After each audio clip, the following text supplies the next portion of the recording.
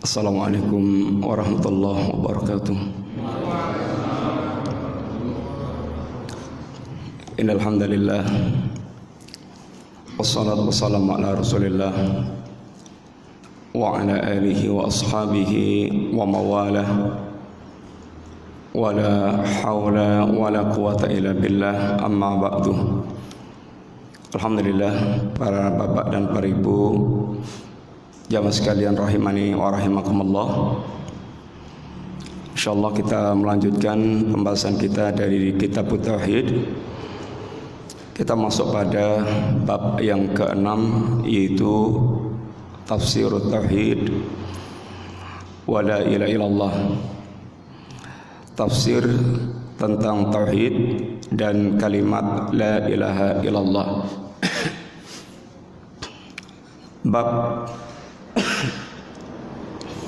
Bab yang beliau bawakan, bab yang ke-6 ini, bab sekalian, setelah kemarin kita menyelesaikan bab yang kelima tentang yaitu ad-du'a'u ila syahadati an la ilaha illallah. Kewajiban kita untuk mengajak kepada kalimat la ilaha illallah atau kalimat tauhid. Di antara yang tertuntut ketika kita mengajak seseorang ke dalam Islam sekalian, kita mesti menerangkan apa itu hakikat Islam. Jangan sampai orang hanya diajak para Islam, tetapi tidak pernah tahu apa itu hakikat Islam. Akhirnya banyak sekali orang-orang yang mereka itu menjadi muslim tetapi tidak faham tentang hakikat ajaran Islamnya, karena tidak pernah diterangkan ini hakikat ajaran Islam. Demikian pula ketika kita mengetahui tentang arti pentingnya tauhid dari bab yang pertama, bab yang kedua, yang ketiga, keempat, sehingga tumbuh kesadaran kita untuk mengingatkan manusia tentang pentingnya tauhid dan wajibnya waspada dari kesyirikan, maka perlu kita menjelaskan hakikat tauhid atau syahadat itu apa, sehingga betul-betul faham apa yang dimaksudkan dengan syahadat yang kita mengajak manusia untuk bersyahadat tersebut. Bapak sekalian, tafsir tauhid dan syahadat la ilaha illallah, tauhid dan syahadat la ilaha illallah itu sama. Artinya tauhid itulah yang terkandung dalam syahadat la ilaha illallah, dan syahadat la ilaha illallah maknanya itu adalah tauhid. Tauhid sendiri, Bapak sekalian, itu artinya adalah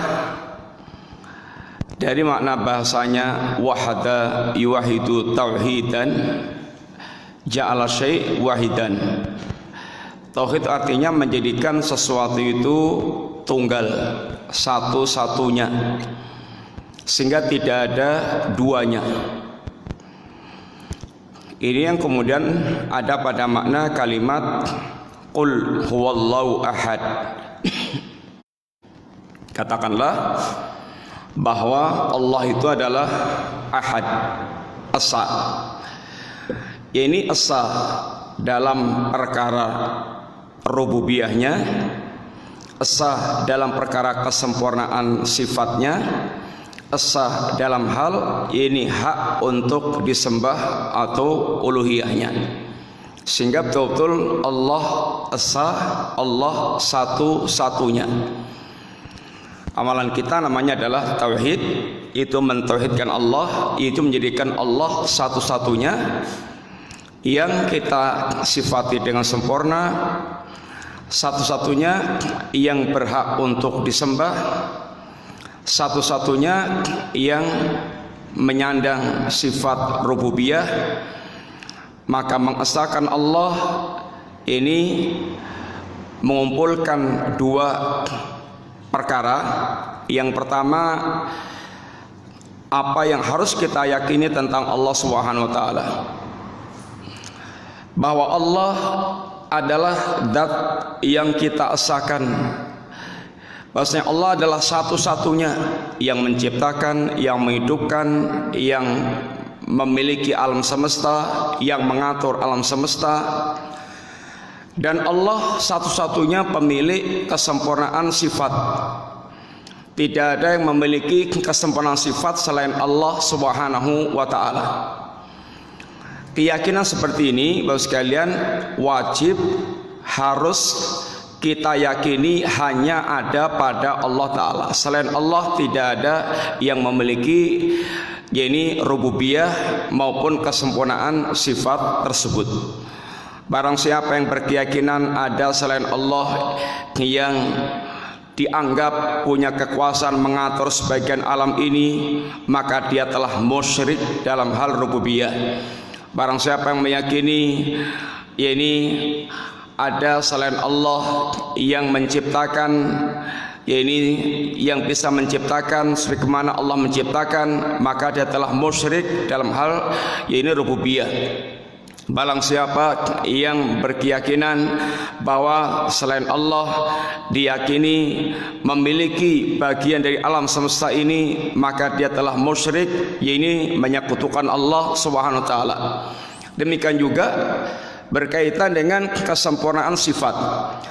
Tidak ada yang punya kesempurnaan sifat sebagaimana Allah Subhanahu wa taala. Sama-sama dikatakan manusia Allah alim dan manusia alim, tetapi ilmunya Allah dengan ilmunya manusia berbeda. Ilmunya Allah azali, sejak zaman dahulu kala, tidak diawali dari tidak berilmu, tidak diawali dari kebodohan. Ilmu Allah meliputi segala-galanya. Ilmu Allah ini sempurna. Ilmu Allah tidak mengalami kerusakan, tidak mengalami lupa. Sedangkan manusia ilmunya diawali dari kebodohan, kemudian mengumpulkan sedikit demi sedikit, kemudian terkadang hilang, rusak. Bahkan ketika sampai pada tingkat pikun, maka apa yang dulu dia ketahui menjadi tidak tahu. Ini adalah segala kekurangannya ada pada makhluk.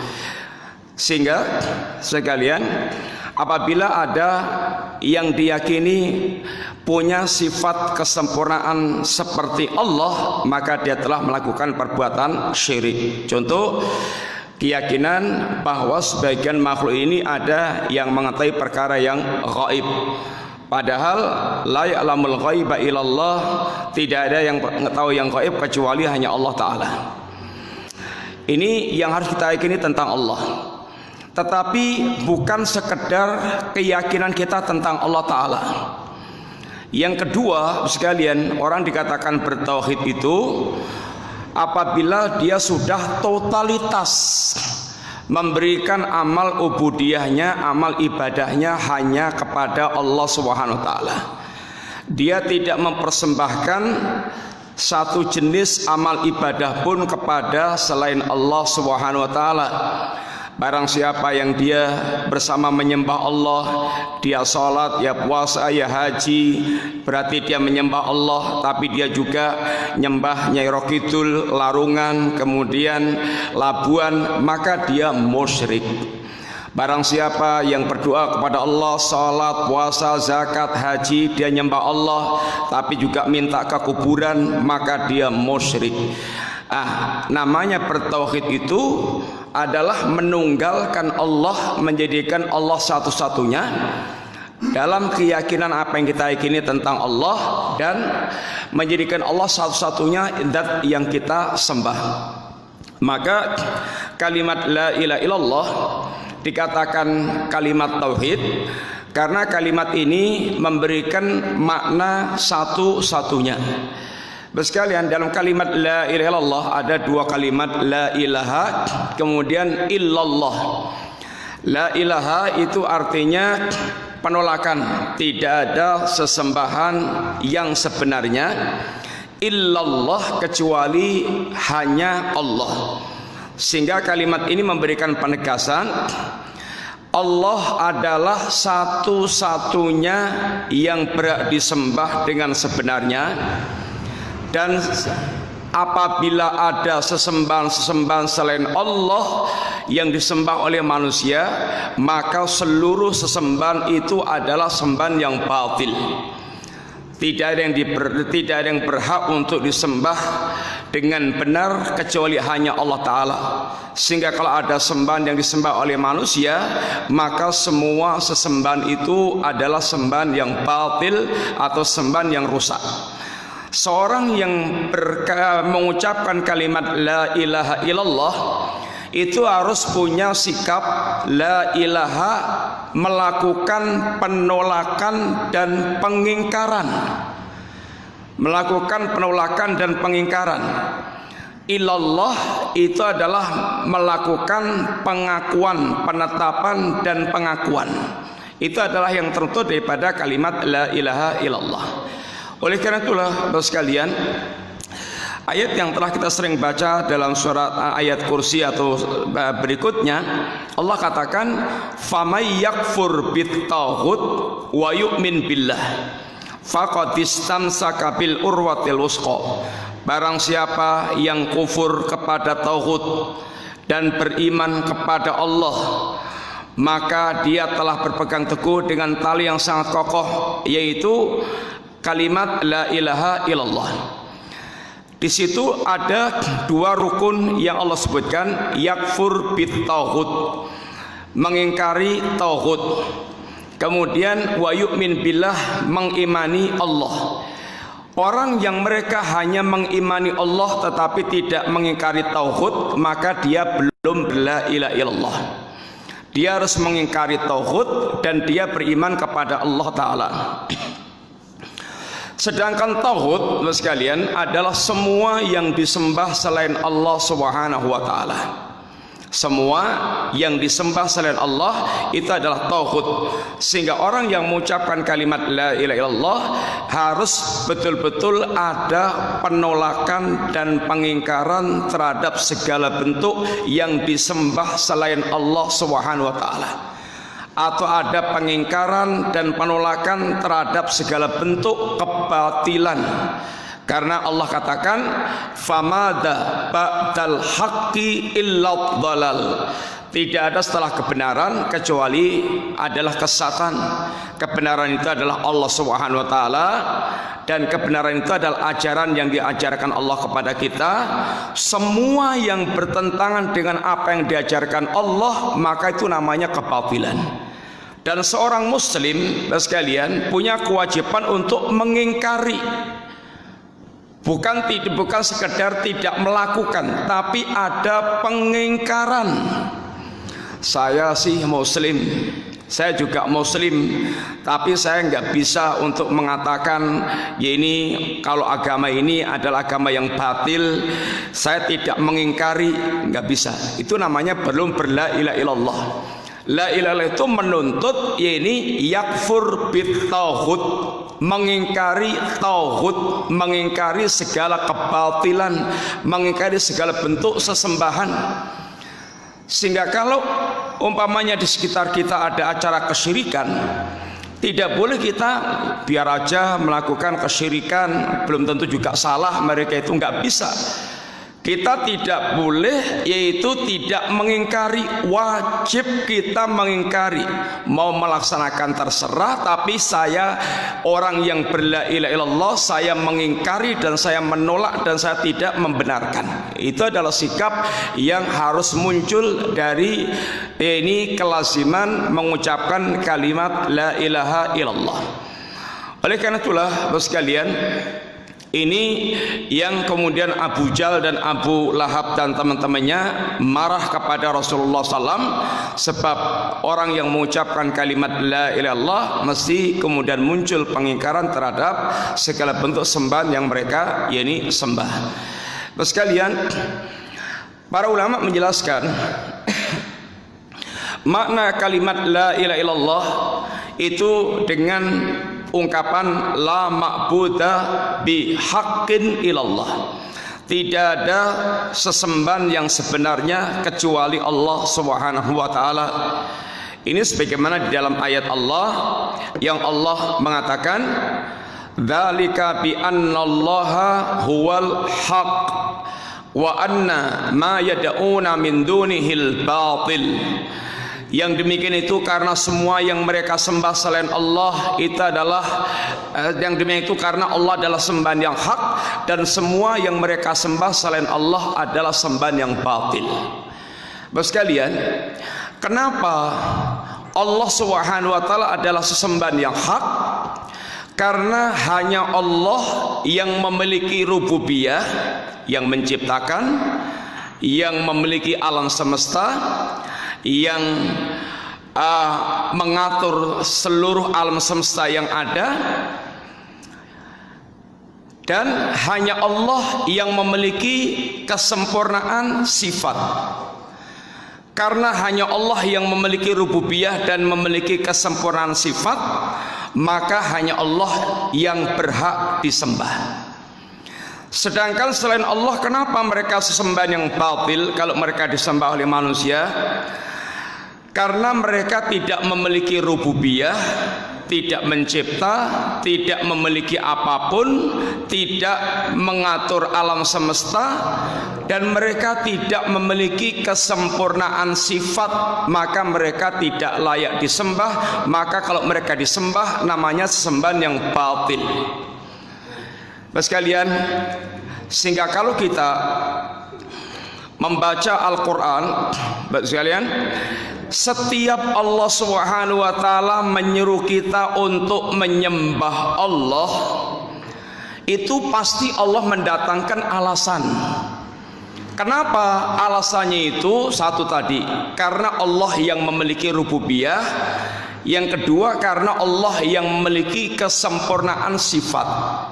Sebaliknya, ketika Allah Subhanahu wa taala menjelaskan tentang kebatilan semua yang disembah selain Allah, pasti Allah memberikan penjelasan mereka itu tidak memiliki rububiyah dan mereka itu tidak memiliki kesempurnaan sifat. Contoh ayat ingkang paling sepindah kita waos dalam surat Al-Baqarah dalam bentuk perintah untuk beribadah kepada Allah, yaitu mentauhidkan Allah Ta'ala.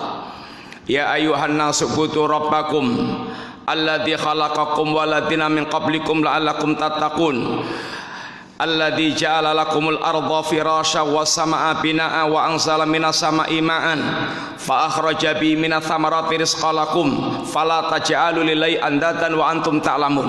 Allah perintahipun di awal, ya ayuhan nasu budu rabbakum, wahai manusia sembahlah Allah Rabb kalian.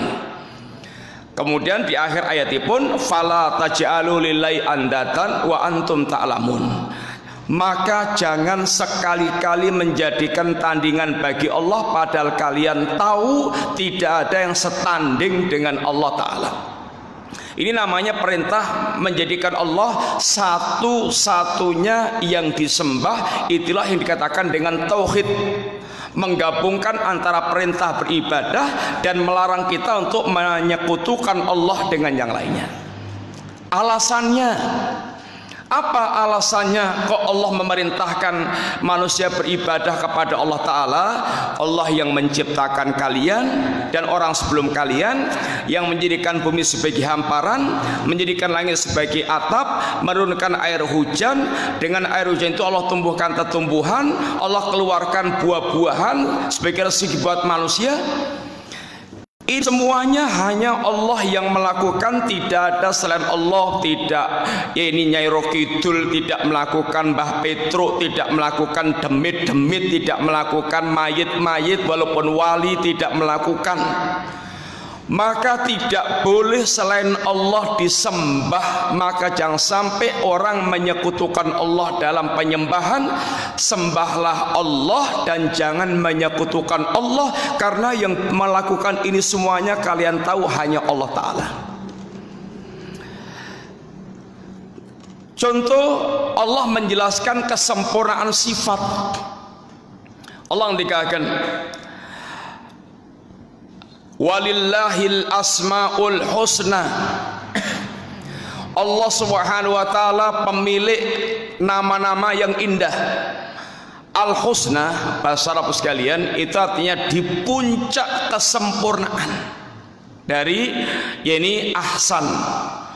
Ini Allah Subhanahu wa taala berada di puncak kesempurnaan semua sifat-sifatnya.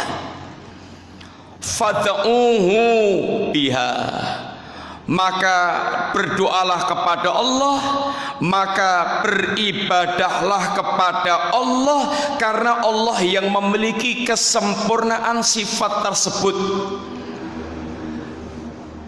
Kemudian Bapak sekalian, niki contoh ketika Allah memerintahkan kita menyembah Allah, Allah menjelaskan karena hanya Allah yang memiliki rububiyah dan memiliki kesempurnaan sifat. Lajeng ketika Allah Subhanahu wa taala menjelaskan tentang kebatilan yang disembah selain Allah, mereka itu tidak punya rububiyah dan tidak punya kesempurnaan sifat.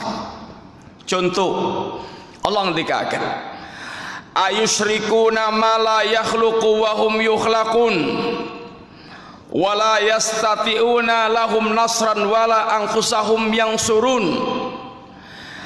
Apakah mereka menyekutukan Allah dengan sesuatu yang tidak mencipta sama sekali, bahkan mereka diciptakan? Mereka itu tidak mencipta apapun, bahkan mereka ini makhluk yang diciptakan oleh Allah. Kok mereka itu disembah? Malaikat ya makhluk, kalau malaikat disembah. Nabi ya makhluk, kalau nabi disembah. Orang soleh ya makhluk, kalau orang soleh disembah. Apalagi Nyoro Kidul, apalagi Mbak Petro, apalagi demit-demit yang lainnya. Semuanya ini adalah makhluk yang diciptakan oleh Allah. Kenapa kok disembah oleh manusia? Mereka itu tidak memiliki kemampuan apa-apa untuk menolong para penyembahnya, bahkan menolong diri mereka sendiri tidak punya kemampuan. Sekalian, ini contoh malih. Allah Subhanahu wa taala menegaskan bahwa mereka betul-betul tidak memiliki sifat yang layak untuk disembah. Bahkan wonten satu ayat yang dikatakan para ulama, ayat ini menjebol syirik seakar-akarnya. Dalam surah Saba ayat ingkang kalih likur insyaallah, Allah ngendikaken makaten, qul ta'ul ladina sa'amtum min dunillah la yamlikuna mithqala dzarratin fis samawati wala fil ardi wa ma lahum fihi ma min syirkin wa ma lahu minhum min dhahirin wa la tanfa'u syafa'atu illa liman adinalah. Allah ngendikaken, terangkan tentang apa yang mereka sembah selain Allah Ta'ala. Bagaimana keterangan tentang apa yang disembah oleh manusia selain Allah itu?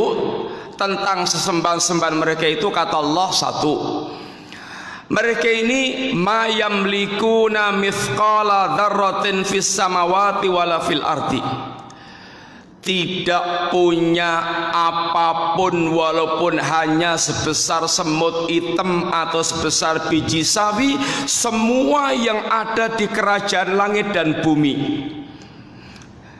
Wong tidak punya apa-apa kok disembah. Mereka itu nggak punya apa-apa, bahkan walaupun hanya sebesar semut hitam atau sebesar biji sawi, mereka tidak punya. Apa yang diharapkan oleh para penyembahnya terhadap sesembahan yang tidak punya apa-apa? Yang kedua, mungkin mereka tidak punya sama sekali, tapi punya saham kepemilikan sehingga berserikat dalam kepemilikan. Allah terangkan, wa ma lahum fihi ma min syirkin, mereka tidak berserikat dalam kepemilikan langit dan bumi pula. Kepemilikan saham juga enggak. Oh, mereka mungkin tidak punya kepemilikan, baik kepemilikan mandiri maupun kepemilikan saham, tapi mereka punya jasa, sehingga kalau kita meminta sesuatu mereka akan diperhitungkan di sisi Allah Ta'ala. Ternyata kata Allah, wa malahu minhum min dhahirin, mereka tidak punya jasa apapun yang dibutuhkan oleh Allah Subhanahu wa taala, sehingga tidak ada ikatan apapun dengan Allah. Oh, mungkin mereka tidak punya jasa pula dengan Allah, tapi mereka punya syafaat yang nanti bisa kita harapkan syafaatnya di hadapan Allah. Allah katakan pula, wala tanfa'u syafa'atu illa liman adinallah. Dan mereka pun tidak akan pernah bisa memberikan syafaat kecuali dengan izin Allah Ta'ala. Sehingga ini namanya alasan syiriknya itu pun telas dari awal sampai akhir sudah dijebol, nggak ada lagi alasan mereka itu menyekutukan Allah Ta'ala. Punya enggak, berserikat enggak, jasa yang kemudian Allah merasa berutang budi juga enggak. Mungkin syafaatnya bermanfaat di hadapan Allah, enggak juga. Sehingga sudah tidak ada lagi apa yang bisa mereka harapkan dari para sembahan mereka. Sekalian, sehingga Allah SWT menjelaskan bahwa memang hanya Allah satu-satunya yang berhak untuk disembah, sebab selain Allah itu semua statusnya makhluk, bagaimanapun tingginya kedudukan makhluk tersebut, sehingga Allah tidak pernah ridha disekutukan walaupun dengan malaikat yang paling dekat dengan Allah atau dengan nabi yang diutus oleh Allah Subhanahu wa taala. Sehingga Allah hanya minta dimurnikan, sebagaimana Allah murni sebagai pemilik rububiyah dan pemilik kesempurnaan sifat, hanya Allah satu-satunya. Maka sebagaimana Allah esa dalam hal rububiyah dan kesempurnaan sifat, maka Allah menuntut kita yaitu untuk mengesahkan Allah dalam hal ibadah. Sampun sak trepipun kalau kemudian kita mengesahkan Allah dalam masalah ini peribadatan. Sekalian, sehingga tafsir kalimat la ilaha illallah yang para ulama terangkan yaitu la ma'budha bihaqqin illallah, tidak ada sembahan yang berhak disembah kecuali hanya Allah Ta'ala. Dalam kalimat ini mengandung pengingkaran bahwasanya semua yang disembah selain Allah itu adalah sembahan yang batil. Kita yakini harus kita yakini sebagai sembahan yang batil dan wajib kita mengingkarinya. Lalu sembahan yang hak itu hanya Allah Subhanahu wa taala. Sekalian, onten tafsiran yang diajarkan kepada kita dari TK sampai perguruan tinggi, dan itu tafsiran yang salah, yang akhirnya orang mengucapkan la ilaha illallah merasa tidak musyrik walaupun dia itu datang ke kuburan minta-minta, walaupun dia ngingu jimat, walaupun dia ke dukun, walaupun dia yaitu labuan segala macam, karena salah di dalam memahami kalimat la ilaha illallah. Tafsiran apa niku? Tafsiran la ilaha illallah niku dimaknai dengan tidak ada sang pencipta kecuali hanya Allah. Niku tafsiran la ilaha illallah kat alit KTK ngantos perguruan tinggi niku yang diajarkan. Boten nonton pangeran, boten nonton sang pencipta kecuali hanya Allah. Sehingga sekalian, tafsiran ini niku membawa yaitu sikap sing penting awakku, yang penting saya berkeyakinan Allah itu sang pencipta, tidak ada sang pencipta lain kecuali Allah, maka dia sudah dianggap bertauhid dan aman la ilaha illallahnya itu. Sehingga yang penting sudah berkeyakinan Allah Subhanahu wa taala itu sang pencipta.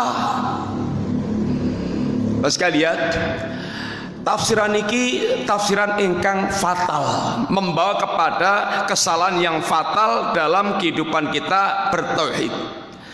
Sehingga akhirnya yang penting berkeyakinan Allah sang pencipta.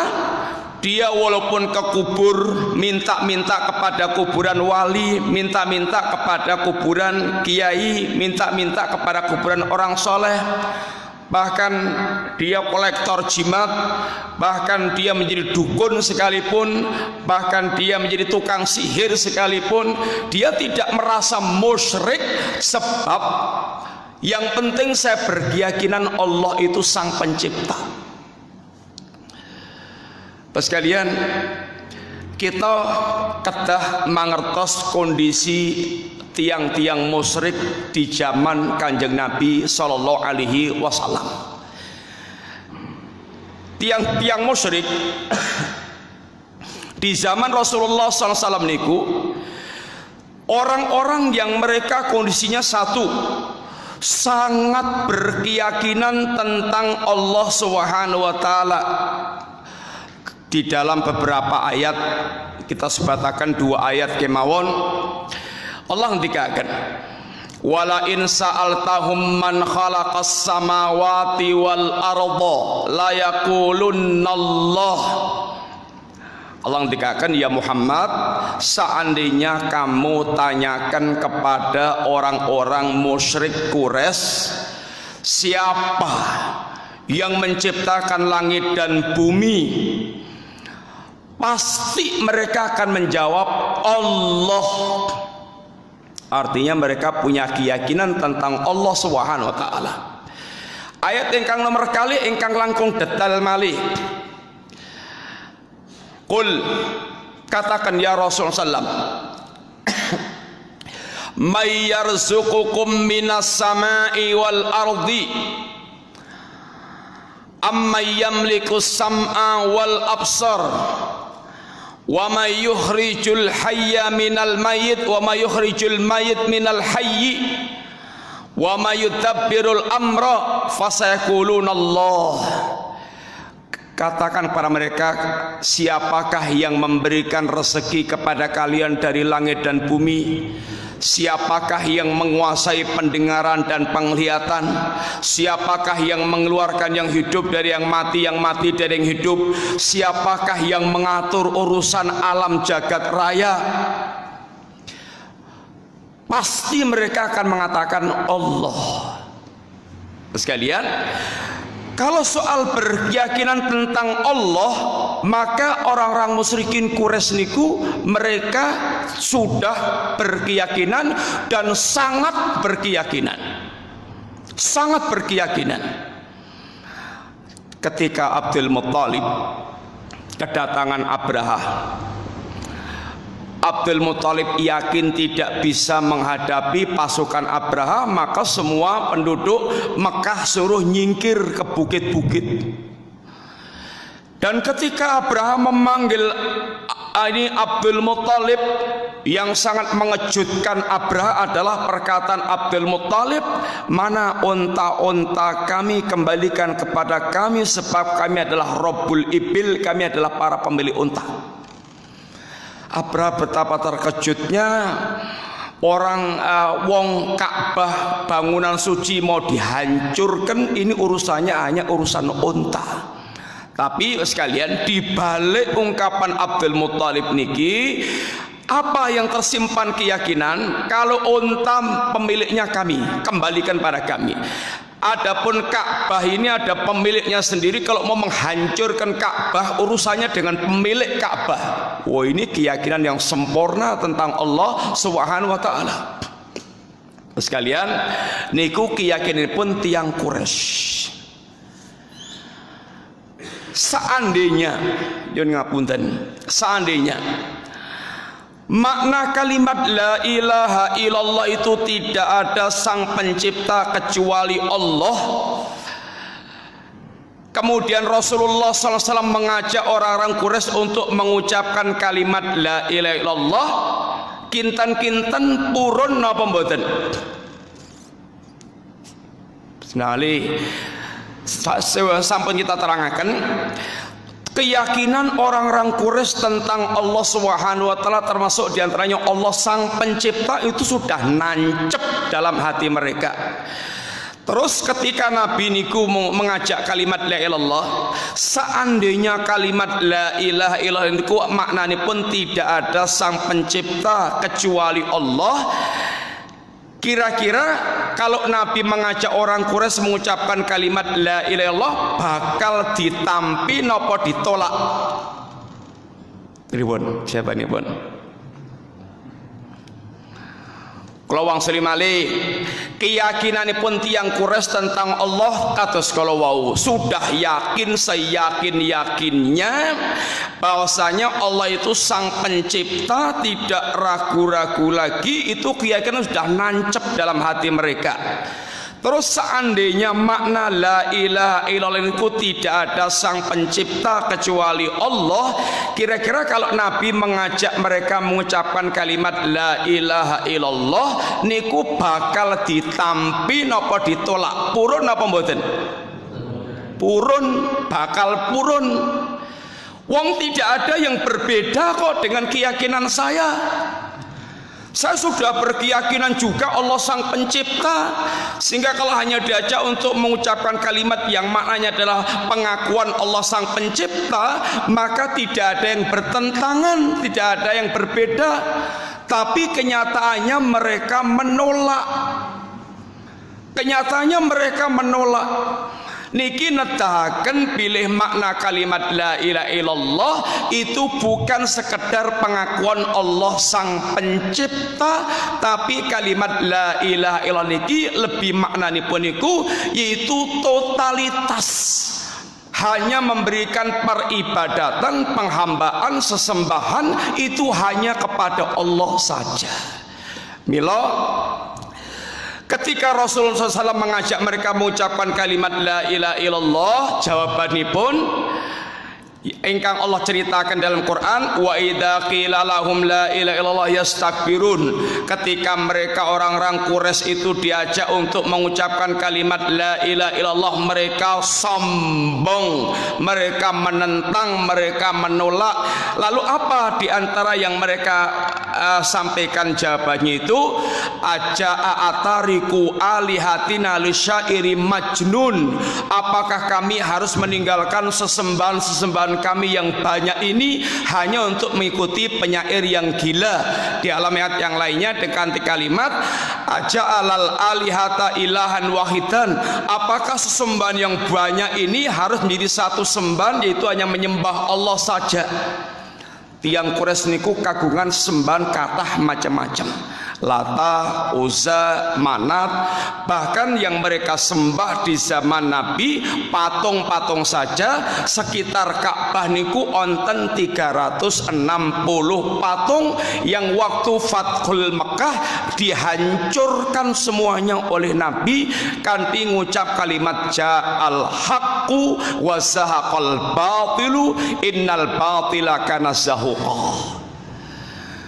Sekalian, sehingga kalimat ini tuntutannya itu adalah bukan sekedar pengakuan tentang Allah Sang Pencipta, tapi action dari hamba. Hamba itu hanya boleh nyembah Allah dan harus meninggalkan semua yang mereka sembah selain Allah Subhanahu wa taala.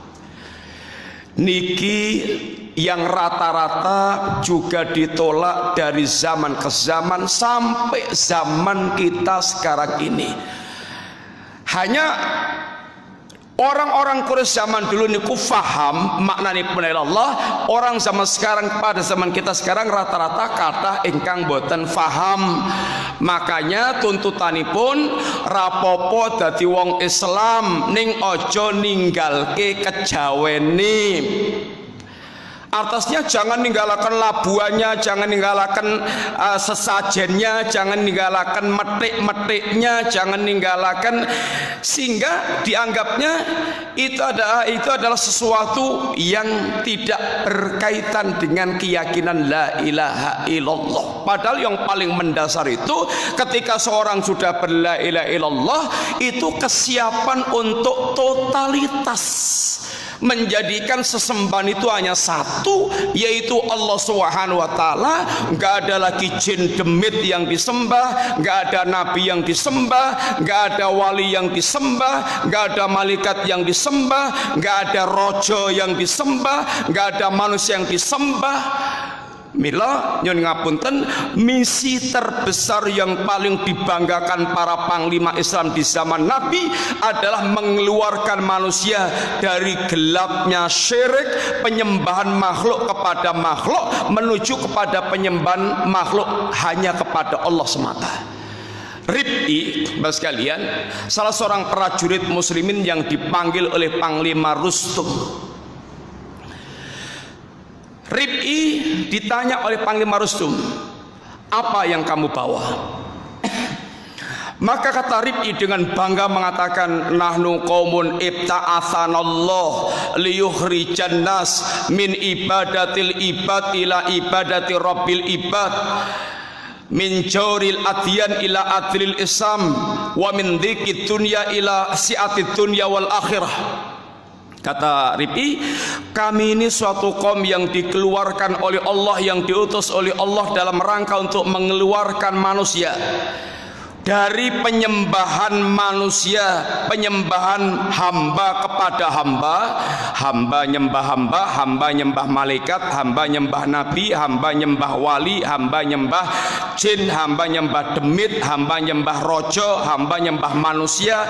Ini penyembahan hamba kepada hamba, dikeluarkan menuju penyembahan hamba kepada Rabbnya para hamba, Gusti Allahnya para hamba, yaitu Allah Subhanahu wa taala.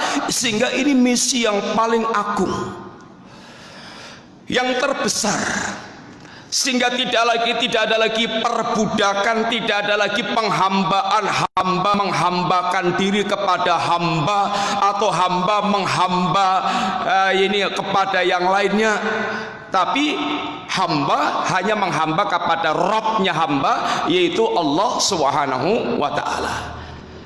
Sekalian, niki makna kalimat la ilaha illallah.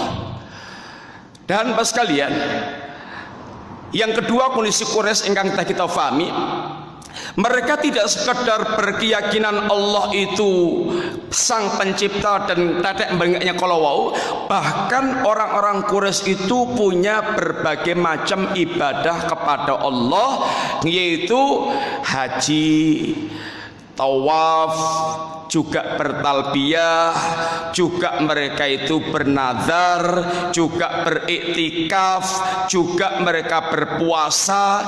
Ini kondisi orang-orang Quraisy yang mereka juga beribadah kepada Allah. Lawang mereka itu merasa pewaris agama Nabiullah Ibrahim yang Ka'bah di depan mata mereka, sehingga kalau mau dibilang mereka itu kelihatan religius, sekilas religius.